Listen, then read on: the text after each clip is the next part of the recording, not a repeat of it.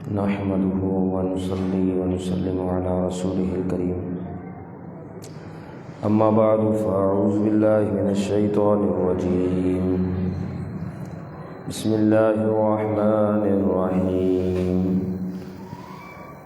كتب عليكم إذا حضر أحدكم الموت إن ترك خيرا الوصية للوالدين والأقربين بالمعروف حقا على المتقين صدق الله العظيم وصدق رسوله النبي الكريم الأمين إن الله وملائكته يصلون على النبي يا أيها الذين آمنوا صلوا عليه وسلموا تسليما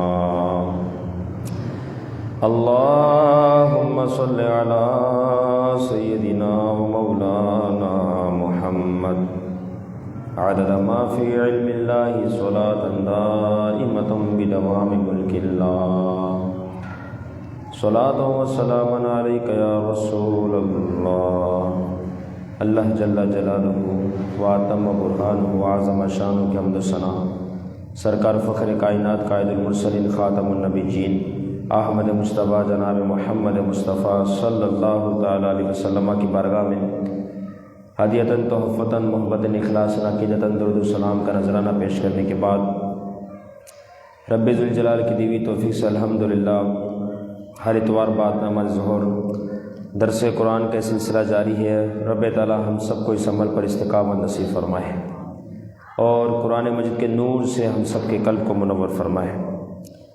اللہ رب العزت سورۃ البقرہ دوسرا پارہ آیت نمبر 180 ارشاد فرماتا ہے کتب علیکم فرض کیا گیا تمہارے اوپر اذا حضر احدکم الموت جب تم میں سے کسی ایک کو موت آئے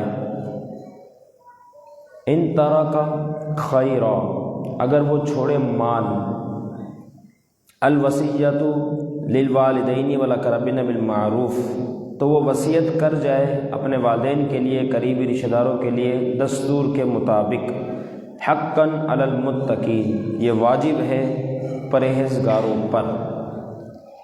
اس آیت سے پہلے قصاص کا ذکر تھا، اب چونکہ قصاص کے بعد ڈائریکٹ وصیت کا ذکر کیا گیا کہ جب تم اپنے آپ کو قصاص کے لیے پیش کرو تو اس سے پہلے وصیت کر کے جاؤ تاکہ تمہارا مال و متاع وصیت کے مطابق صحیح طریقے سے تقسیم ہو جائے۔ یہاں پر چونکہ وصیت کا ذکر ہے اور اسلام سے پہلے کفار جو ہے وہ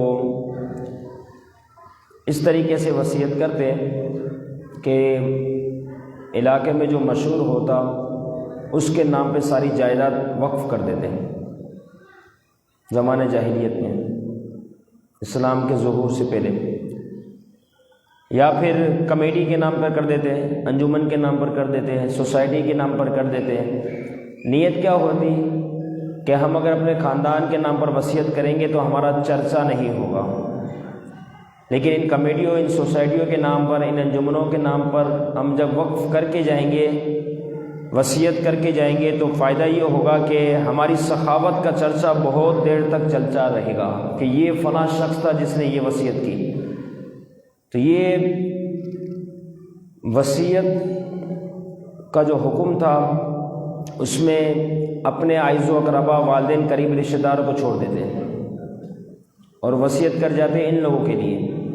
نیت صرف یہ تھی تاکہ ہمارا چرچا ہو جائے، ہماری بات بہت زیادہ اعلیٰ ہو جائے اور ہمارے جانے کے بعد بھی لوگ ہمیں سخی کے نام سے یاد کریں۔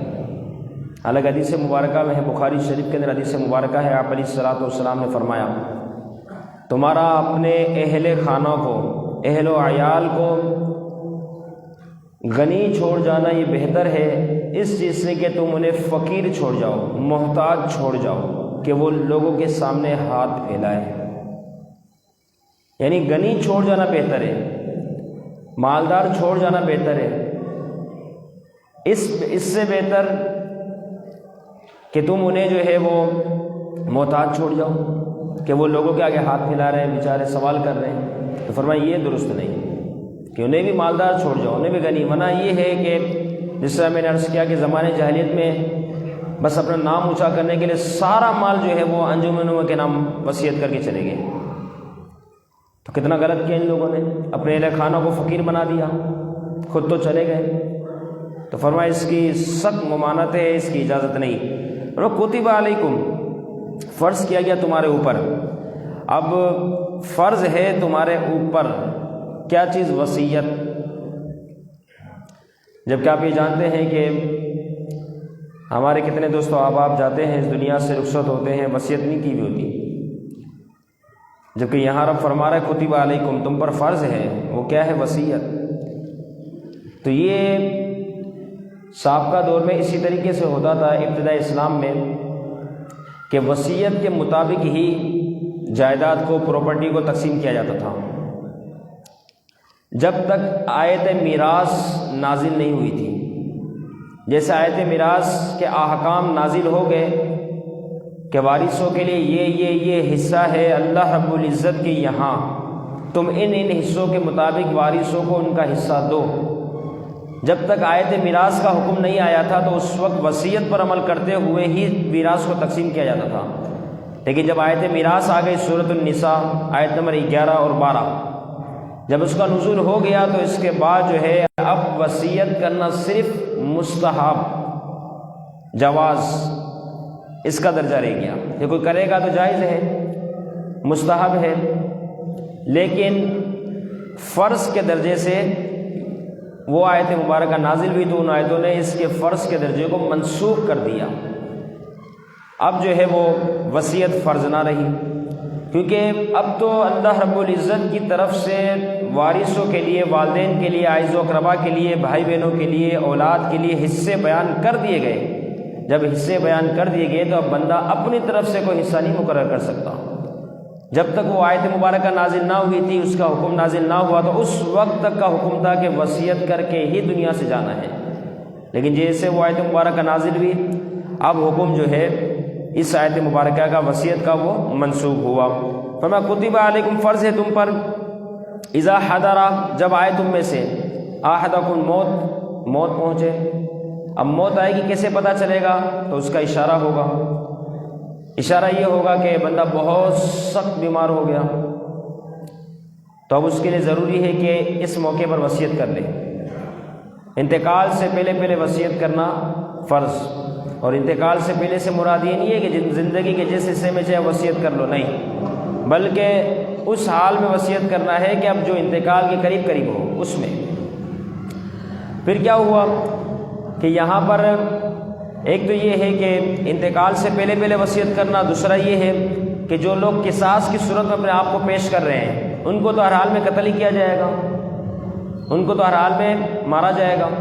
تو فرمایا وہ جب جا رہے ہو قصاص دینے کے لیے تو پہلے وصیت کر کے چلے جائیں.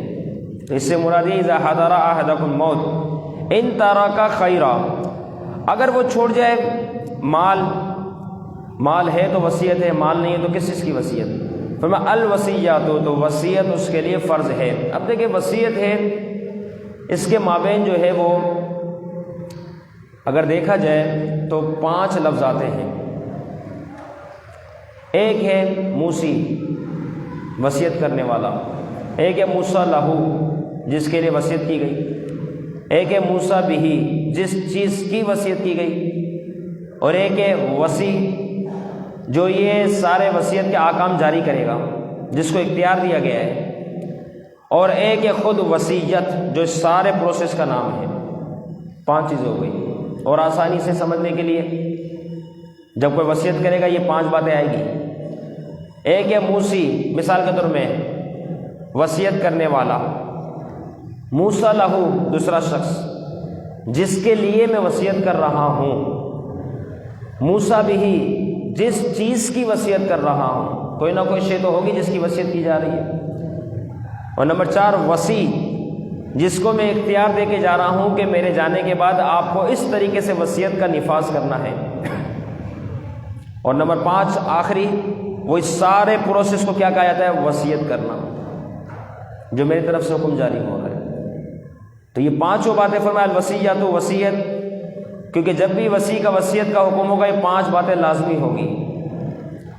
فَمَن لِلْوَالِدَيْنِ وَالْأَقْرَبِينَ، وصیت کرو والدین کے لیے اور قریبی رشتہ داروں کے لیے۔ تو ہوتا یوں تھا عرب میں خاص طور پر کہ جو ان میں وصیت نہ کرتا، حالانکہ وصیت کا بہت رواج تھا عرب کے اندر، لیکن پھر بھی جو وصیت نہ کرتا، اب وہ کیا کرتے ہیں، ان کی اولاد جو ہے وہ سارا مال اپنے والدین کا بتوڑ لیتے، اپنے پاس رکھ لیتے۔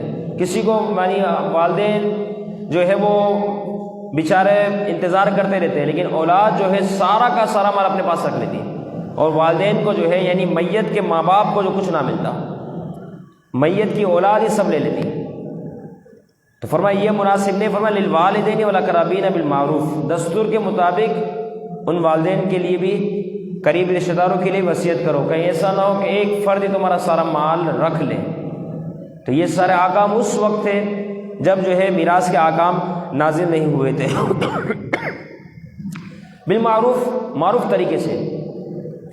اب معروف طریقہ کیا ہوگا کہ ہماری وصیت سے کسی کو نقصان نہ پہنچے، وصیت ایسی ہو، اور کسی کو محروم کرنا بھی لازم نہ ہے، کیونکہ دنیاوی معاملات ہیں۔ یہاں تو یہ ہے کہ ہمیں کسی کی بات بری لگ گئی، ہم نے اس کو محروم کر دیا، حالانکہ محروم ہو نہیں سکتا۔ یہ باتیں آپ یاد رکھیں۔ احکام میراث کی آیت مبارکہ کا جب نزول ہوا، اب اگر کوئی والدین اپنی اولاد کو بہت زیادہ تنگ کرنے کے اعتبار سے کہ وہ ہمیں بہت ستاتی ہے، کام کاج نہیں کرتی، ہمارے ساتھ رہنا پسند نہیں کرتی، دیگر سارے معاملات دیکھتے ہوئے یہ کہے کہ میں اپنی دولت سے عار کرتا ہوں، اپنی دولت سے باہر کرتا ہوں، اس نے کہہ دیا نا، اچھی بات ہے، جو اس کو بہتر لگا اس نے کہہ دیا۔ جیسے ان میں سے کسی کا انتقال ہوگا، وراثت تقسیم ہوگی، اولاد کو پہلے حصہ ملے گا، کیونکہ رب کا بنایا ہوا قانون ہے۔ جب تک یہ حکم نازل نہ ہوا تو اس وقت تو وصیت تھی، لیکن جب احکام میراث نازل ہو گئے اب کسی کے اختیار میں نہیں کہ کوئی شخص یہ کہ میں فلاں کو نہیں دوں گا، جبکہ اس کا حصہ قرآن مجید میں موجود ہے تو اس کو دینا ہی ہے۔ یہ جیسے بندہ رخصت ہوگا، ہر حال میں جب میراث تقسیم ہوگی تو یہ لکھت پڑھت یہ کوئی چیز کام نہیں ہے گی، بلکہ قرآن مجید کا حکم نافذ ہوگا کہ اس کو میراث دینی ہوگی۔ اور ایک اور بات بھی بتا دوں، اب وارث کو ایسا شخص سے بڑا سخی ہے، بڑا مالدار ہے، اور ایک وارث ایسا ہے جو بیچارہ بڑا تنگ دست ہے، مقروض ہے۔ اب جو مالدار ہے وہ کہتا ہے کہ مجھے تو مال کی حاجت ہی نہیں، لہذا جو مال تقسیم ہو رہا ہے یہ میرے ساتھ کا جو وارث ہے وہ بھی وارث ہے، اس کو بھی دیا جائے گا نا، تو میرا حصہ اس کو دے دو۔ یہ بھی نہیں ہو سکتا، زبانی نہیں ہو سکتا، کیونکہ رب تعالیٰ نے جب حکم نافذ کر دیا کہ تمہیں لینا ہی ہے جبرن، کوئی منع کر ہی نہیں سکتا۔ اب اس کی کیا صورت ہوگی؟ اس کی صورت یہ ہوگی کہ میراث کا جو مال ہے وہ سخی بھی لے لے، بڑا مال و متاع جو رکھنے والا شخص بھی نا لے لے، یہ لینے کے بعد پھر اپنی طرف سے ہبہ کر دے، اپنی طرف سے ہدیہ دے دے، اپنی طرف سے تحفہ دے دے۔ لینا تو اس کو ہوگا، جبرن بھی لینا ہوگا، ہر حال میں اس کو کوئی نہیں چھوڑ سکتا۔ اب اس سے آپ اندازہ لگائیں کہ جن کے ماں باپ نے پہلے اعلان کر دیا ہماری جائیداد ہے، اس کا کوئی حصہ نہیں، زندگی میں تو ہو سکتا ہے، لیکن دنیا سے رخصت ہونے کے بعد ان کی یہ بات نہیں چلے گی، ہر حال میں ورثاء کو اس کا حصہ ملے گا۔ قرآن مجید کا حکم ہے یہ۔ جب وارث ہو کے معاف نہیں کر سکتا کہ میں ساتھ والوں کو دینا چاہ رہا ہوں، وہ اس کی اجازت نہیں ہے۔ جس طرح نماز ہے کوئی معاف کر سکتا ہے اپنی مرضی سے، ماں باپ اپنی اولاد کے لیے، اولاد اپنے ماں باپ کے لیے معافی کا ہے سلسلہ نہیں نا، کیونکہ ہر حال میں ادا کرنی ہی ہے بس۔ تو اسی طریقے سے احکام میراث جب نزول ہوا اس آیت مبارکہ کا، تو اس کے بعد جو ہے بالکل وضاحت ہو گئی کس کو کتنا حصہ ملے گا، کس کو کتنا حصہ ملے گا۔ چوتھا پارہ سورۃ النساء آیت نمبر 11 اور 12، اس کے اندر پوری تفصیل موجود ہے۔ تو جب تک یہ آیت نازل نہیں ہوئی تھی، چونکہ وصیت تھی، اس وصیت کے تحت ہی سارا چلا جاتا۔ اب معروف طریقے سے، معروف کیا ہے یہ بھی ذرا سمجھ لیں کہ جب کسی کا انتقال ہوتا ہے اس کے ساتھ کچھ حقوق وابستہ ہے، تجہیز و تکفین، اس کے بعد جو ہے وہ قرض، اس کے بعد جو ہے وصیت، اب اس کے بعد جو ہے وہ میراث کا مال تقسیم ہونا، ورثاء کو مال دینا۔ یہ 4 حقوق ہیں جو میت کے ساتھ ڈائریکٹ واسطہ رکھتے ہیں۔ اس کے انتقال کرنے کے بعد ان 4 حقوق پر اس کے مطابق ترتیب وار عمل کیا جائے گا۔ نمبر 1 تجہیز و تکفین، میت کے پاس مال ہے تو اس کی تجہیز و تکفین یعنی کفن دفن کا معاملہ ہے، یہاں سے قبرستان کے سپرد کرنا ہے، یہ سارے معاملات، یہ جو ہے تجہیز و تکفین، تجہیز تیاری کرنا، تکفین یعنی کفن وغیرہ کا اہتمام کرنا، اس کو کفن پہنانا، قبر کا اہتمام کرنا وغیرہ وغیرہ۔ سب سے پہلا حق تو میت کے مال میں یہ ہے کہ اس مال سے سب سے پہلے یہ نکالا جائے۔ تجہیز و تکفین ہونے کے بعد اب جو ہے وہ جو قرض ہے ان قرضوں کو ادا کیا جائے، کیونکہ مقروض اگر تھا تو قرض خواہوں کو طلب کیا جائے کہ اس کے مال سے اب قرض ادا کیا جائے گا جو کہ اس میت کے اوپر تھا، تاکہ یہ میت جو ہے وہ شان و شوکت کے ساتھ قبر میں منتقل ہو جائے اور اس کو حساب کتاب معاملات میں آسانی ہو۔ اب قرض کا معاملہ آئے گا، پھر قرض نکالنے کے بعد اگر اس کی وصیت ہے، اگر اس نے کوئی وصیت کی ہے کسی کے بھی لیے بھی، کیونکہ وصیت میں نے کہا نا اس اعتبار سے فرض یا واجب کے درجے میں نہیں، البتہ مستحب ہے، البتہ وصیت کرنا جائز ہے، تو یہ وصیت کر کے کیا ہے۔ اب اس کی وصیت بقیہ جو مال بچ گیا، تجہیز و تکفین قرض نکالنے کے بعد اب جو مال بچ گیا اس کے ثلث میں نافذ ہوگی۔ ثلث کے مال کے 3 حصے کر لیے جائیں، پورے مال کے 3 حصے کرنے کے بعد جو ایک حصہ بنتا ہے اس کو کہا جائے گا ثلث۔ اس ثلث کے اندر وصیت کا نفاذ ہوگا، ثلث کے اندر فقط، کم ہے تو اچھی بات ہے، ثلث سے زیادہ اگر وصیت ہے تو اس وصیت کو نافذ نہیں ہوگا، ثلث تک ہی نافذ ہوگا۔ مثال کے طور پہ کسی کے ثلث 10,000 بنتے ہیں اور اس نے وصیت 12,000 کی تو یہ 12,000 والی وصیت میں 2,000 لیس ہو جائیں گے، مائنس ہو جائیں گے، 10,000 تک کی وصیت نافذ ہوگی، ثلث کی وصیت۔ تو یہ ثلث کی وصیت ہوگی۔ وصیت کے بعد اب جو مال بچ جائے گا وہ قرآن مجید کی آیت مبارکہ احکام میراث کے مطابق جو ہے ان میں برابر برابر اس طریقے سے تقسیم ہو جائے گا۔ تو یہ ہے معروف۔ فرمایا حقاً علی المتقین، یہ واجب ہے پرہیزگاروں پر، پرہیزگاروں پر یہ واجب ہے کہ اس طریقے سے اس کو ادا کیا جائے۔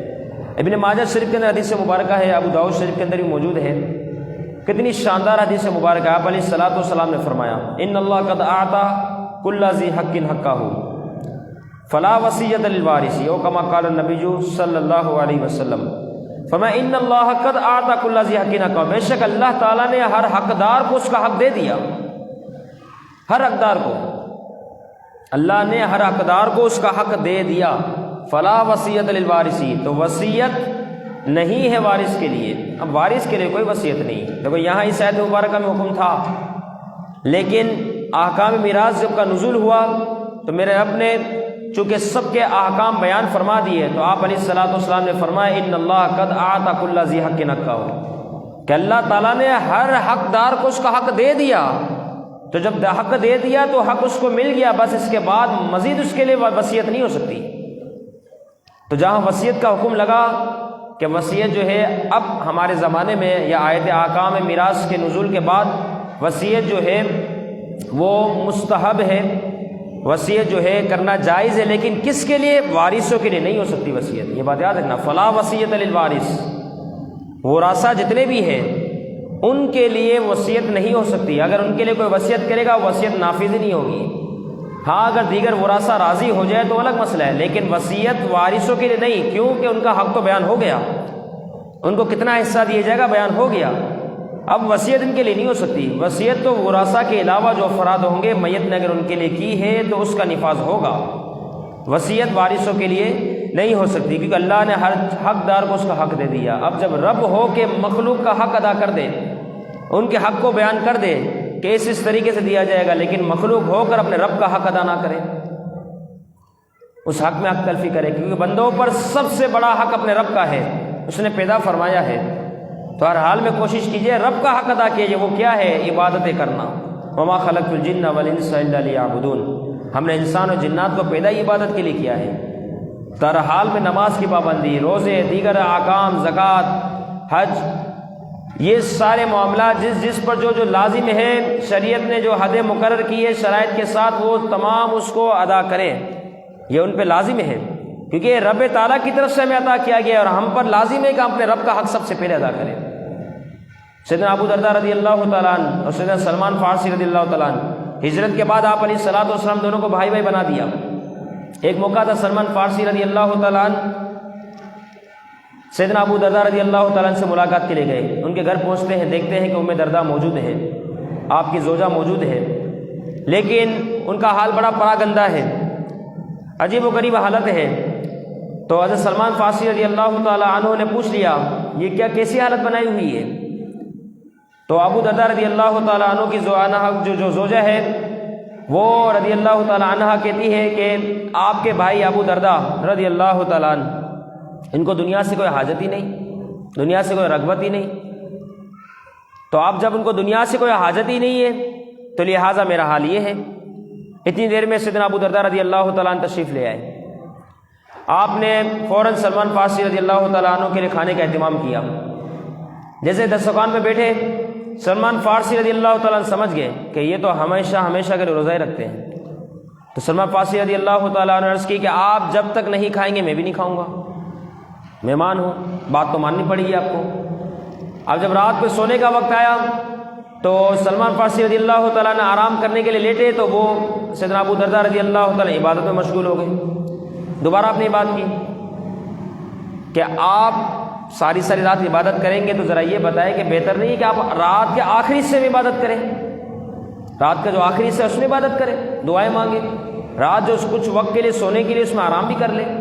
پھر اس موقع پر سلمان فارسی رضی اللہ تعالیٰ عنہ نے تاریخی جملے ارشاد فرمائے. کیا فرمایا؟ وَإِنَّ لِرَبِّكَ عَلَيْكَ حَقًّا وَلِنَفْسِكَ عَلَيْكَ حَقًّا وَلِزَوْجِكَ عَلَيْكَ حَقًّا فَآتِ كُلَّ ذِي حَقٍّ حَقَّهُ. فرمایا کہ تیرے رب جو تجھ پر ہے، تیرے رب کے لیے بھی کوئی حق ہے. اِنَّ لِرَبِّكَ عَلَيْكَ حَقًّا، تجھ پر تیرے رب کے لیے بھی کوئی حق ہے، یعنی وہ تو اس طرح کر کے عبادتیں کر. تو تیرے رب کا جو تجھ پر حق ہے تو عبادتیں کر. وَلِنَفْسِكَ عَلَيْكَ حَقًّا، اور تیرے اپنی نفس اپنی جان جو ہے اس کا بھی تجھ پر کوئی حق ہے. وَلِأَهْلِكَ عَلَيْكَ حَقًّا، اور تیری جو بیوی ہے زوجہ ہے اس کا بھی تجھ پر کوئی حق ہے. فَآتِ كُلَّ ذِي حَقٍّ حَقَّهُ، لہٰذا ہر حقدار کو اس کا حق ادا کر. یہ نہ اسی بندہ عبادت اتنا مشغول ہو جائے کہ عیال کو بھول جائے، اپنے آپ کو بھول جائے. پر میں نہیں، تیرے رب کا جیسا حق ہے تجھ پر تو تیرے اپنے آپ کا بھی تو تجھ پر حق ہے، اپنے نفس کا بھی تیرے اوپر حق ہے. اس طرح تیری جو بیوی ہے اس کا بھی تو حق ہے، اس کا بھی تو حق ادا کر. کتنے شاندار جملے ارشاد فرمائے تاکہ کسی کی حق تلفی نہ ہو. اللہ رب العزت جو واعظ و نصیحت درس قرآن ہوا اسے اپنی بارگاہ میں قبول فرمائے. جن عوام نے شرکت کی مولا سب کی حاضری قبول فرمائے، اور ہمیں جب تک زندگی باقی ہے جس کا جو حق ہے اس کا وہ حق ادا کرنے کی توفیق عطا فرمائے. وما علینا الا البلاغ.